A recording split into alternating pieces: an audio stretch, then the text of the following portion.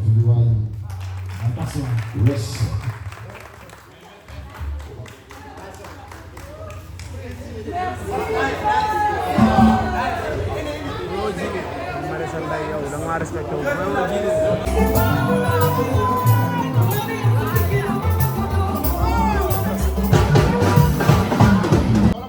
mais parce que fi way yéeme na.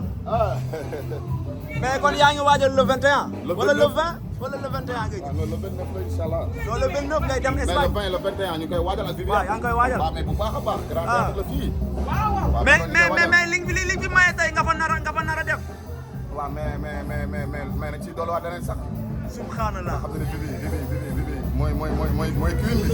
non mais parce que bu nga ambiance xam nga nekk nit koo xamante ni. ndeysaan.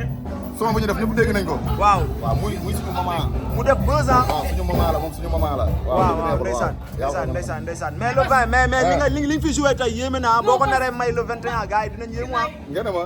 parce que Espagne. waaw Espagne dégg naa ñeenti def nga fa xam nga juróomi def. mais yaay seul foo xamante mais parce que yow da ngay taasu wala lan la. non man rab mbax laay def. non parce que. du rab mbax laay def man. te yaa ngi fi bëgg a yàgg. waaw mais. yaa ngi fi bëgg a yàgg yàlla nga fi gën a yàgg. yàlla nga fi gën a yàgg.